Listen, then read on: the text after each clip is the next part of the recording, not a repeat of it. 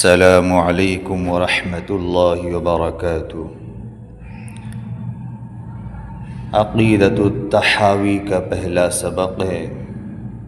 کتاب کا نام ہے بیان السنہ، جو عقیدۃ الطحاوی کے نام سے مشہور ہے، اور بعض حضرات نے کہا ہے کہ اس کا پورا نام بیان عقائد اہل السنۃ والجماعۃ علی مذہب فقہاء الملت ہے۔ یہ کتاب علم عقائد میں ہے۔ اب یہاں 5 سوال پیدا ہوتے ہیں۔ نمبر 1، عقائد کی تعریف۔ نمبر 2، موضوع۔ نمبر 3، غرض۔ نمبر 4، مقام۔ نمبر 5، اس کتاب کا مصنف کون ہے؟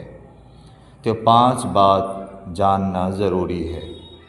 نمبر 1، عقائد کی تعریف، موضوع، غرض، مقام، اس کتاب کا مصنف کون ہے؟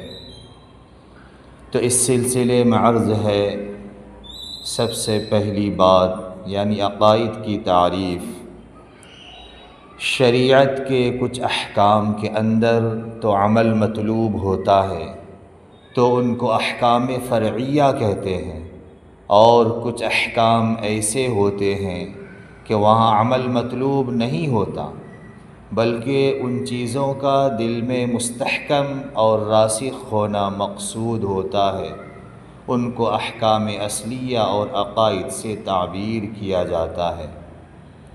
عقائد کی تعریف یہ ہے کہ شریعت کے کچھ احکام کے اندر تو عمل مطلوب ہوتا ہے، تو ان احکام میں ان کو احکام فرعیہ کہتے ہیں، اور کچھ احکام ایسے ہوتے ہیں کہ وہاں عمل مطلوب نہیں ہوتا، بلکہ ان چیزوں کا دل میں مستحکم اور راسخ ہونا مقصود ہوتا ہے۔ ان کو احکام اصلیہ اور عقائد سے تعبیر کیا جاتا ہے۔ بالفاظ دیگر یعنی عقائد کی دوسرے الفاظ میں اس طرح تعریف ہوگی کہ عقائد وہ علم ہیں جس میں توحید باری اور صفات باری سے بحث ہو۔ عقائد وہ علم ہیں جس میں توحید باری اور صفات باری سے بحث ہو۔ العقائد ما يقصد فيه نفس الاعتماد دون العمل۔ العقائد ما يقصد فيه نفس الاعتماد دون العمل۔ علم کلام اور عقائد میں عموم خصوص مطلق کی نسبت ہے۔ دوسری بات یا دوسرا سوال کہہ لیجئے، موضوع۔ تو اس سلسلے میں اس علم کا موضوع ہے توحید و صفات، توحید اور صفات، اور جملہ اعتقادات، جملہ اعتقادیات۔ تیسرا سوال، غرض۔ تیسری بات تو اس علم کا غرض سعادت دارین، سعادت دارین ہے اس علم کا غرض۔ یا وہ اس طرح بول سکتے ہیں، احکام اصلیہ میں غلطی کرنے سے حفاظت، احکام اصلیہ میں غلطی کرنے سے حفاظت۔ چوتھی چیز، مقام۔ اس علم کا مقام کیا ہے؟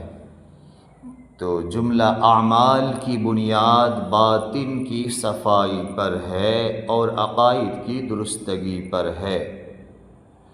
تمام اعمال کی بنیاد باطن کی صفائی پر ہے اور عقائد کی درستگی پر ہے۔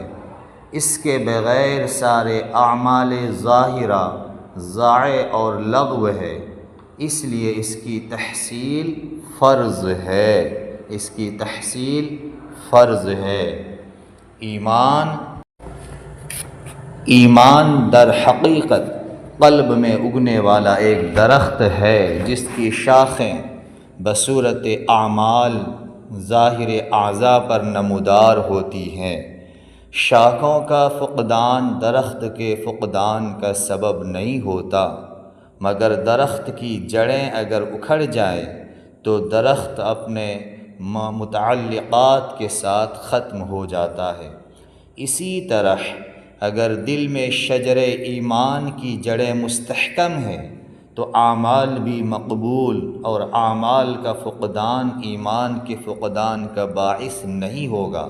لیکن اگر شجر ایمان سرے سے نہ ہو یا ہو مگر بدعات وغیرہ سے بصورت دیمک ایمان کی جڑوں کو کھوکھلا کر دیا ہے اور ایسا حال پیدا کر دیا ہے کہ یہ ایمان عدم کے درجے میں ہو گیا، تو اب سارے اعمال لغو اور بیکار ہے، اور یہ اعمال ظاہرہ اپنے مرتکب کو مومن نہیں بنا سکتے۔